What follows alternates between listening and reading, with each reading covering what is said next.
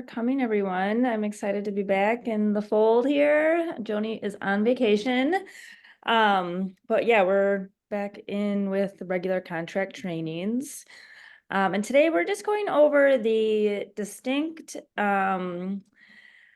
provisions and contingencies that are found in the condo offers and the condo listing packets.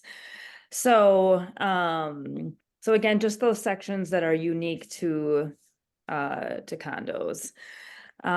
Stop me at any time for questions, as always. And I don't anticipate this to take the full hour, so if we've got other questions that you guys want to address after we're through with this, just let me know that too, okay? So first off, on the condo, we're gonna start with the condo offer to purchase. So the first section that is unique to the condo offer is the section on storage, parking, and fees. So as a reminder, when you are filling out an offer to purchase for a condo, we need to address these things as well. So storage unit, we need to indicate whether it is or is not included in the purchase price. If there is a separate storage unit, we need to indicate the number as well, and that's on line 43. Parking, if we need to address the parking, so parking for the unit is, and then you'll just specifically describe what the number is, whether it's indoor or outdoor. Sometimes you'll have a condo that just has an attached garage and you could just say 2-car attached. If the parking fee is 0, you'll just indicate that as well. And all of this information, you guys will be found on MLS. And if you don't, and when you're getting ahead of writing an offer and you don't see this information, this would definitely be a question for the listing agent. The association fee, again, also found on MLS. You're going to indicate whether what the price is and whether it's per month. Sometimes you'll see that it's per quarter. I'm about to list a condo, for example, and it's paid quarterly. So it's rare when that happens, but it could be the case. So just make sure that you have that information correct. Unit transfer fee. This is something that I definitely like to point out to buyers ahead of time. We have seen disputes over this right before closing when we get the closing statement and we see that there's a transfer fee and no one knew about it. So how it reads, buyers aware the property may be subject to a one-time fee resulting from the transfer of the property. Any fees resulting from the transfer of the property shall be paid at closing by the seller or the buyer, and it defaults to the buyer if that's not stricken. So you might be able to find whether or not there's a transfer fee in the executive summary, for example. This might be another question that we want to ask the listing agent, though, as well, as we're having a conversation with the listing agent ahead of writing an offer. It'll just be a part of the questions that you need to ask. But again, it defaults to the buyer. So if the buyer does not want to pay a transfer fee, then we want to strike buyer so that we leave seller. And they can be kind of costly. I think I've seen them as high as $1,000. So it's not, like a $50 fee. It can be substantial. Note, the association may charge fees at or subsequent to closing, which may include additional association, reserves, admin, or other fees. Buyer is advised to review the condo disclosure materials, including, but not limited to, the current financial disclosure statements and other condo materials. So that's just a warning and a note for the buyer to make sure that they are reviewing all condo materials. Now we get into the crash printed pages, and it gets into the section on the condo disclosure materials. So again, as a part of writing an offer on a condo, what comes along with condos, because it's part of association, are disclosure materials. So rules and regulations unique to that association. And then we'll get into other docs associated with condos as well. But standard are the condo disclosure materials. So, and this is a stipulation for the seller. And we'll also find the same language in the listing contract as well. So sellers should be well aware and prepared for all of this prior to them even writing or receiving an offer, excuse me. So seller agrees to deliver to the buyer within 10 days after acceptance of the offer, current and accurate copies of the condo disclosure materials. The condo disclosure materials include a copy of the following and any amendments to any of these. So that's proposed or existing declaration, the bylaws and any rules or regulations, the proposed existing articles of incorporation, the proposed or existing management contract, employment contract, or other a contract affecting the use, maintenance, or access to all or part of the condo. So again, that's just information on any management company that might be hired. Projected annual operating budget, leases to which the unit owners of the association will be a party, the general description of any contemplated expansion of condo, including each stage of expansion, the unit plans, and the executive summary, if the executive summary is required. So at minimum, this is what a buyer should receive as a part of writing on a condo. And they have those 10 days to receive it. Then it gets into buyer rescission rights. So buyer may, within 5 business days after the receipt of all of the required disclosure documents, or following notice of any material changes in the required disclosure document, rescind this offer by written notice delivered to the seller. So what's unique about this is that no matter what is stated in these condo disclosure materials, a buyer may rescind the offer within that 5 business days. They don't have to give any reason for why. If they have any objection to something they have read or something indicated in the condo disclosure materials, then they can serve a notice. And obviously, this could be the case, or a buyer could use this rescission right for an objection to something else going along in the transaction, right? So I've had the case where I think the buyer just had cold feet. It wasn't even anything that they read in the condo disclosure materials per se, but because they were still within this rescission period, this rescission right period, they were just able to exit the deal quietly because they were able to serve a notice. So it's kind of nice that that's privileged, or a buyer privilege. And again, it's just nice because you don't have to justify why you are sending a notice. You can just say that you object to the condo disclosure materials. And Nathan, are these disclosure materials typically provided ahead of an offer? I would say typically. I think a good listing agent will make sure that these are in MLS ahead of time. And I think it's a lot of people's practice to make sure that it's in MLS ahead of time.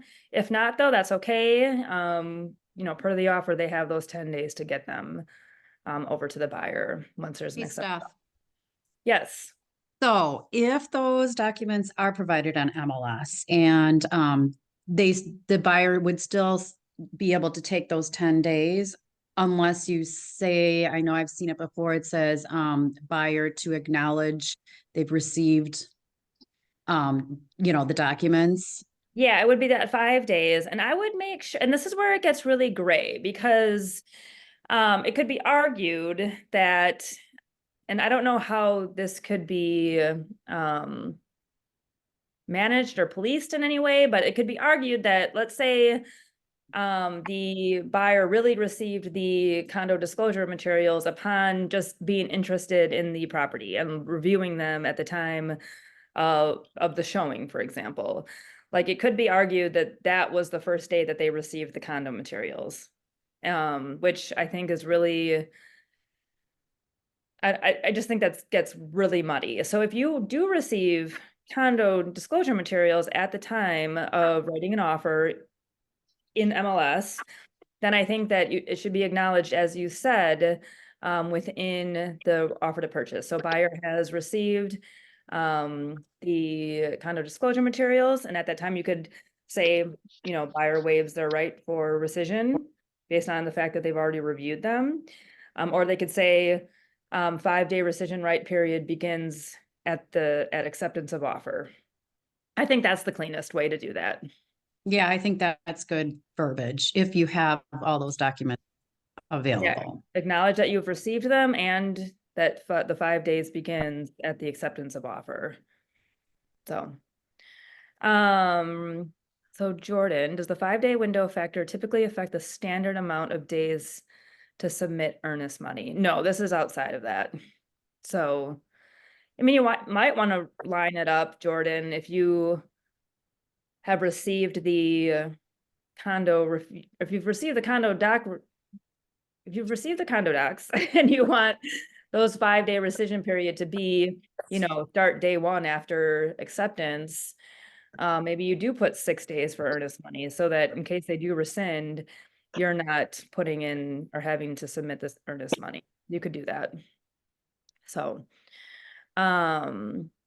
Renee, does the buyer need to provide confirmed receipt of the documents? Also, there are documents that are there documents that at the times the association may not have? Sure.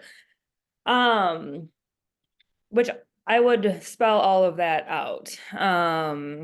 If you know that ahead of time as a listing agent, I would indicate what has been left out of the condo doc, the complete list of condo docs for sure. And do they need to provide the confirmed receipt of the documents? It is standard practice that when you receive the condo disclosure materials, that you are, as a buyer's agent, having the buyer acknowledge receipt and sending that off to the listing agent so that we can start counting down those days. Yes. I have another question, Steph. Yes, Bethany. Okay, so let's just say accepted offer and buyer does, ask for documents, and there are documents that you just don't have, the association doesn't have, they don't apply, they don't have them. You can just answer and say, this is not available. It's not an available doc. They don't have any information on this, and that's acceptable, right? I guess that's also gray. I mean, it should be, but if something is just not supplied, and I can't even think of, maybe you don't have unit plan, like floor plans or something. I mean, I think that it could be argued that a buyer could maybe technically get out because they don't have it. I'm not sure. That's a good question. I think I would want to do follow-up on that. If something just doesn't exist, It's hard to give something if you can't. Right, but does that mean that a buyer They doesn't can have get the right out. So, yeah, could a buyer still get out because it's not supplied? I don't know that answer. So that's a good follow-up question for me, and I will find that out, how that's handled. Can I ask one more question? Yes, of course. I recently asked for condo docs and they only sent me like 4 attachments. Are there sometimes things that are within things should it always be, are there usually all separate documents? No, sometimes they could all be pieced together in Okay. Yeah, so if you've got like 10 distinct docs, they could be put in 4 attachments for sure. Okay, I'll read through. Thanks. Yep. Really great questions. Thanks, guys. Can I insert something in there? Hi, it's Nada. Hi, Nada. Yes. And the reason why I'm on it today is because I think writing offers for condos is tricky. So I just wanted a refresher. And Bethany and I have worked in a similar condo establishment. And what I learned is sometimes the boards that are in charge of these documents are horrifically strapped with time. And so I learned almost the hard way. Everything went okay. You have to really build in time to let those people respond, because sometimes a property manager doesn't have the meeting minutes that are critical to some infrastructure improvements or whatnot. And then the other thing that I learned is that not all condo neighborhoods, or however you want to call them, if you've got a buyer in the entry level amount, 200s-ish, give or take, they might be doing some kind of an FHA program or a first time home buyer program, which requires an additional layer of vetting of condo documents that are not part of our due diligence, but the lender requires it to give the money. And that's out of our control, but a deal could potentially go south because of that as well. Sure, and I think that would be outside of the condo doc requirement, like. Right. It would just be like, it would fall under financing then at that point. The lender underwriting. Now it works out because the information that they are pulling is for the buyer's protection. But at the same time, I didn't know that happens. And my buyers were very upset. Like, why are we not getting money for this? All they keep saying is, this is for your protection. Finally, when someone educated me on that, I'm like, oh my goodness, the roofs haven't been replaced in 25 years. That could be a huge special assessment to you. Would you be ready to pay $3,000 if you were asked? And sometimes the answer is no. And then they can't lend to that person because of their financial situation. So it gets really hairy. Mm-hmm. No, I mean, just condos are hard because each association is different too. So, the rules for one might not be in line with the next association you come across, right? So there's a lot involved. And yeah, you just have to really be more diligent when it comes to condos for sure. Thank you, Nada, for sharing that though. Yeah, I think I came across, was it even you, Nada, who I had to help recently with? No, it was another Lake Country agent though, and they were having issues with the condo association contacts just not responding at all for that same lender doc that was required. So that got tricky. We had to get attorneys involved to get in touch with the management team, which that's just completely absurd to me. Yeah. So Yeah. I wanted to point out that, if there are missing documents, at the time, maybe you receive like batch 1 of the condo docs, or maybe you receive all of them. I mean, that 5 days kicks in once you've received all of them.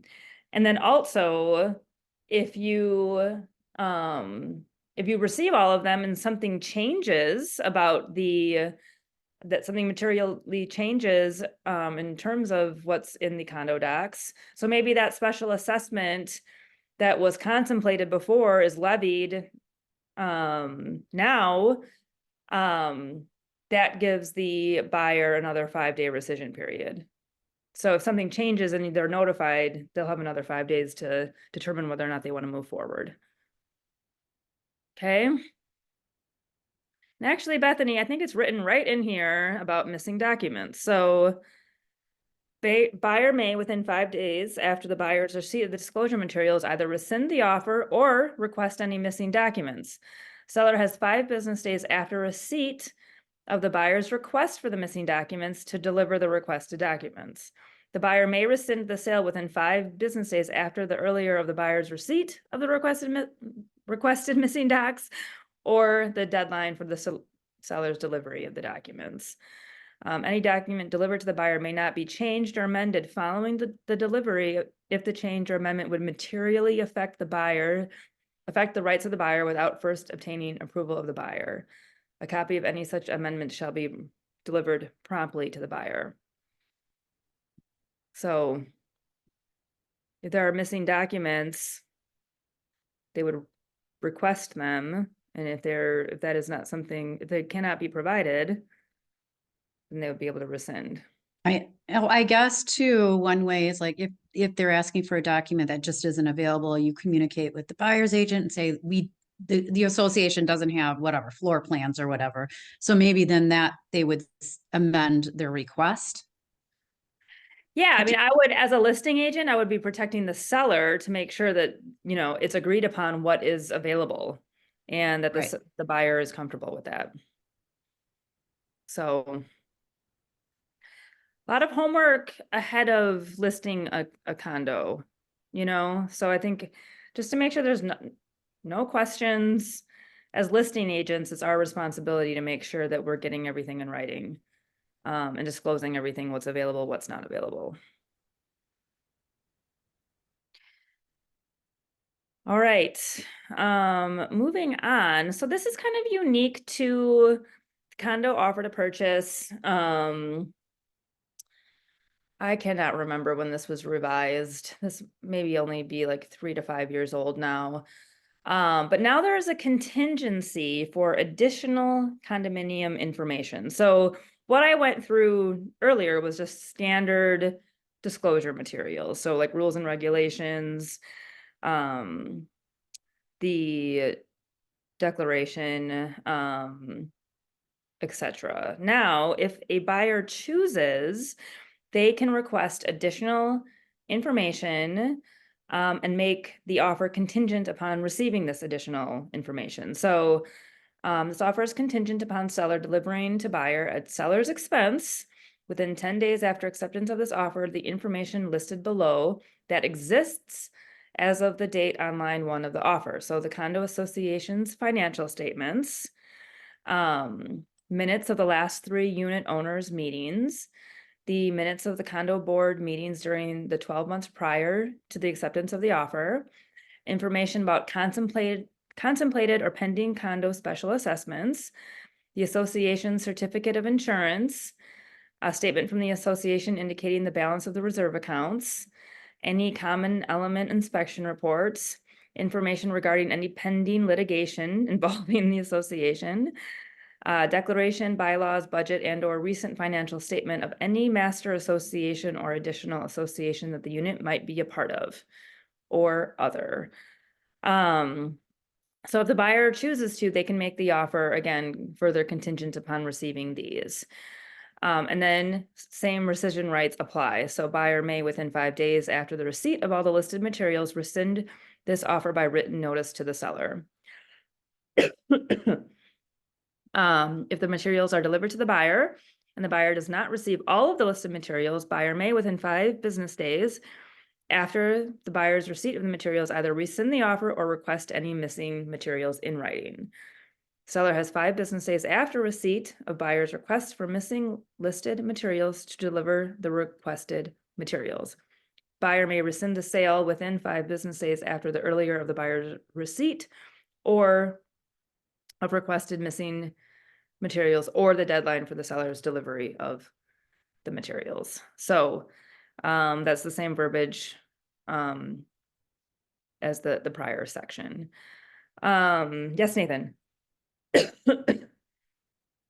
Thanks. Okay, so 2 questions, I guess, come to mind when I read this. Okay, so number 1, I'm assuming that everything that's listed here, these like 10 items or whatever it is, are not part of the standard information to be provided. These are genuinely like additional. Right. And then secondly, when it comes to the rescission rights piece, so when at the top where it says contingency for additional condo, it says acceptance of this offer, this information listed below that exists as of the date on line 1. So the buyer says, hey, you didn't provide me the minutes of the last 3 owners meetings. I want to get out of the deal. But the selling people might come back and say, hey, that stuff doesn't exist. Well, that's where it gets really gray too, because I have been told by the WRA, for example, that if you know that it doesn't exist as a listing agent and as a seller, that we should be countering and striking anything that does not exist to make sure that it's crystal clear. So we would counter on that offer like this right here. We would strike Yes. these that don't exist. Yes. Oh, So I would say like, you know, if I were gonna counter, I would say, offer is contingent upon the seller delivering to the buyer. And then I would list specifically everything that is there that the seller actually has. So instead of accepting this offer, knowing that they don't have the last 3 unit owner meetings, you know, if the seller knows that, then we should be countering back and removing that as a requirement. Gets really gray. It kind of amazes me that some of these things aren't standard, you know, like pending condo special assessments. I would Yeah, want to know that as a buyer. Like, it's kind of surprising to me that that's not part of the standard right. And now piece of this has this. become like kind of a sticking point in terms of, not sticking point, but another, you know, competing offer strategy where seller or buyers won't include this contingency item. And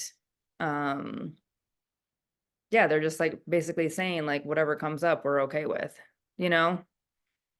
So it's all just making sure that we are very clear with our buyers what this means. Do we have to highlight which is being requested?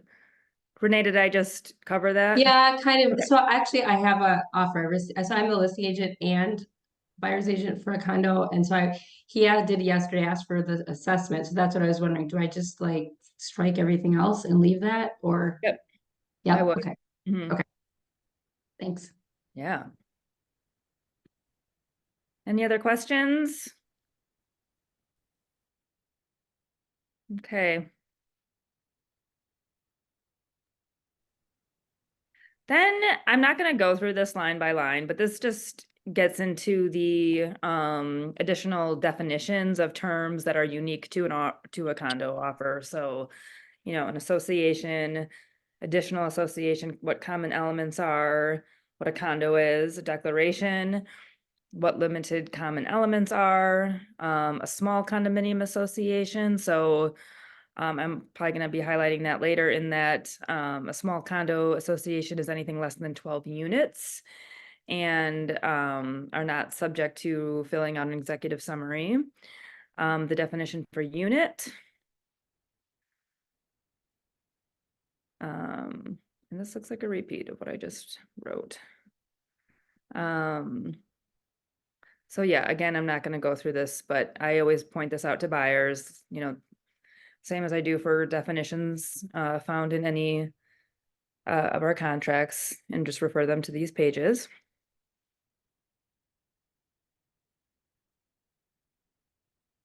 Oh, I might have wanted to highlight these. Okay. So that again are just the unique sections and contingencies for an offer to purchase. Now moving on to the condo listing contract.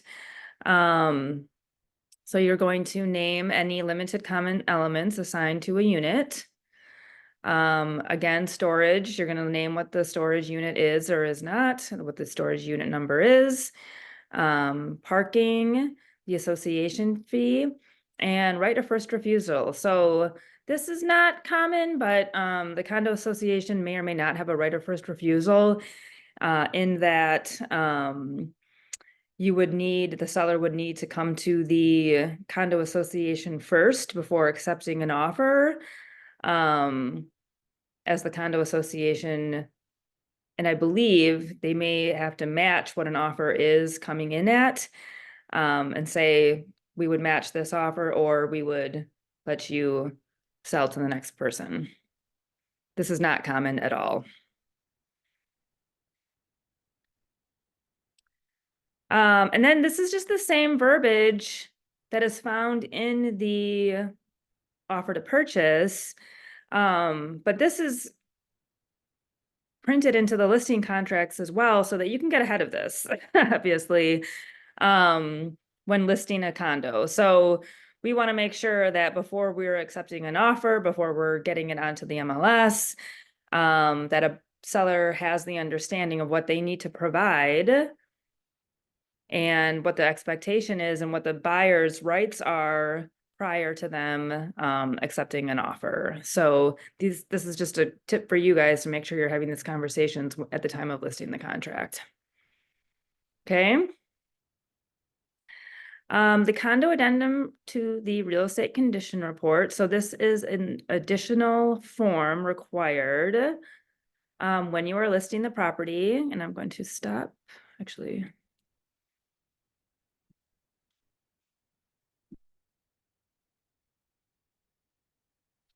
So I wanted to show you what this looked like. Oh.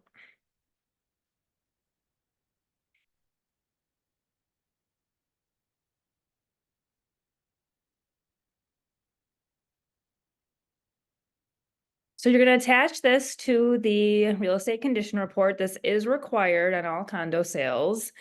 And your seller will mostly be filling this out, but this is just, you know, information for basically for the other parties to the contract. So for the title companies and for our lenders. So the name of the condo, the unit number, contact information for the unit owner, the condo association information, any charges, the executive summary, if that's attached, and I'll show you guys what an executive summary looks like in a minute here. But this is going to be signed by the owner at the time of filling out their real estate condition report, and then attached to the real estate condition report and provided in MLS. Then in turn, we as buyers agents will pick this doc up and we'll make sure that our buyers are signing it here. So excuse me, sellers signing up here, buyers signing here once they receive it. And again, this is mostly informational for the other parties involved so that they have a quick access to contact information when they need to, for example, the lender reaching out to the condo association to get their condo letters. And then also in our opportunities in command, this is shown as a required document, so you won't forget it.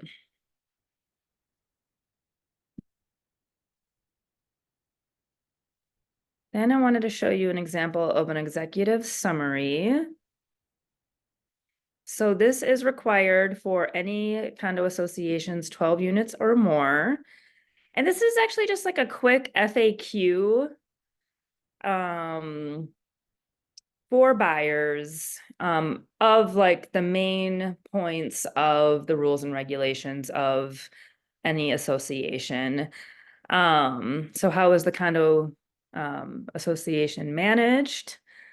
And then a spot for contact information. What are the parking arrangements? Pets.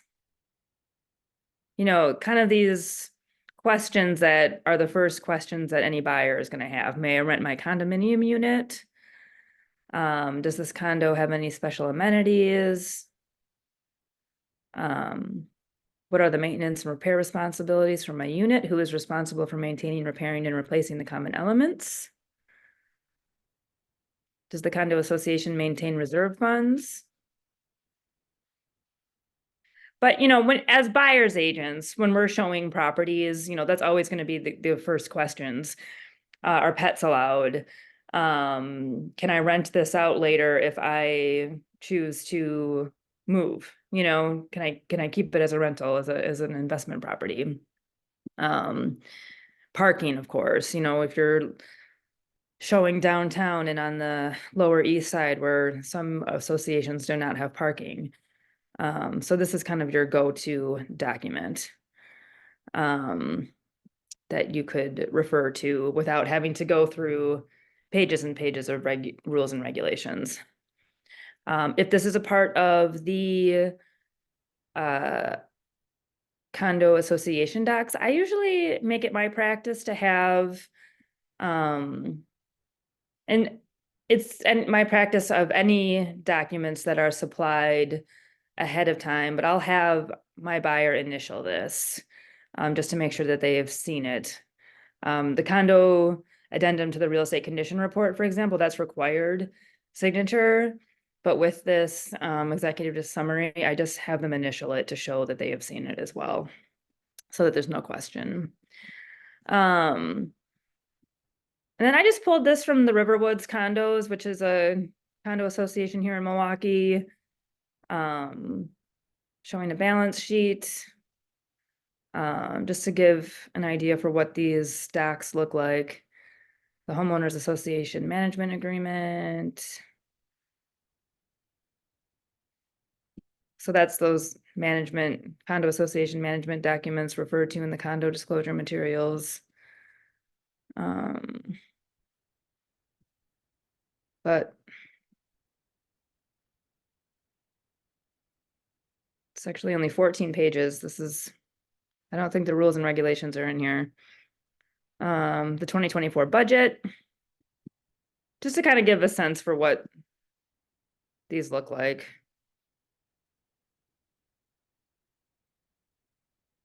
So I think that's all I have today, you guys. Like I said, I thought it would be less than an hour. Do you guys have any questions?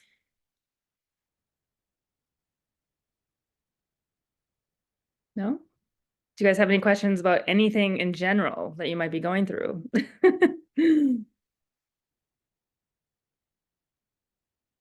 Steph, I have a quick question. And this would be my first condo listing. So do I ask my sellers to get me those documents, or do I ask for the contact information to get all of those docs? How do you get all of the documents that you need as the listing agent? I would go directly to the condo association. Okay. One practice that people will make, which is just really dangerous, is, listing agents will pull condo docs from like other listings, that have, they'll pull, like, let's say I was gonna list something in River Woods and I just pull the condo docs from a previous listing, that's like a very scary practice that some agents will do. So, best practice is always to go straight to the condo association because they will have the most recent and up-to-date docs. And then that's also me just warning you, please do not be a listing agent who grabs condo docs from old listings as well. So, Okay. not good. Is it best practice on the listing side? I've never listed a condo, but like, I can see why you wouldn't necessarily have the docs right away, right? Like you meet with somebody and you list their house, you list their condo in a couple of days, so you need a little bit of time. So I get that. But Totally. if it's me, I'm like on the hustle right away. I don't want to wait until there's an offer for me to have to like go, oh shit, let's go and try to find all this stuff. Like I'm on it right away. Or if like I know that I'm going to be listing it in a week, wouldn't it make sense to take that week to try to get as much of it as you can out ahead of time? Absolutely. Yes. Okay. Yeah. And then that's why there's that 10 days, because, if you were not as proactive, once you accept an offer, then the seller has 10 days to get those over. But I agree with you. I don't think that's good practice. I think it's best to have as much information upfront as possible. So, anybody else? Oh, and then Jordan. Oh, go ahead. Go ahead. I was gonna say, what about for showings? I mean, I guess every condo would be different, but for the sake of like getting into the lobby to get to the unit and things like that. I mean, I guess every condo is just different, right? Yeah, I mean, I would just make sure, questions would be, is there a door code on the main entry door that someone might need to use? And then you keep the lockbox for the unit itself, like either on the unit, or else, sometimes you'll go to show a condo and there's like 500 lock boxes like in the vestibule. So really it's just asking your seller how they enter. And then if it's a locked lobby, you might have to, where a key is required versus a door code, you might have to keep the condo or you might have to keep the lockbox outside of the unit or outside of the building altogether. And then in the lockbox, you'll have a door, you'll have a key for the main lobby door, and then for the unit door. You're also going to want to ask if there is a separate key for any amenities that might be available. So like some associations have exercise rooms. You know, how does somebody access that? So yeah, just making sure you're addressing all of the areas where a buyer might want to see. So, and then same for garage. I've been locked in garages before. So like, where it's like a door locks behind you and you don't have a key to get back out. Yeah. So just make sure you are asking all of those questions. You know, the Okay. more sophisticated the building, the more access points. So, yeah, again, parking garage, if there's a pool, how to get, you know, at just anything like that. Okay. Yeah. Nada has a buyer agency agreement question if you guys would like to sit on and listen to that. Do you want to go ahead, Nada? Sure. So you write in for buyer agency for the commissions that it is as listed on MLS, 2.4% or as listed on MLS. If you don't put anything else there, then it leaves you vulnerable if there's no commission or less than 2.4% and your buyer has signed that already.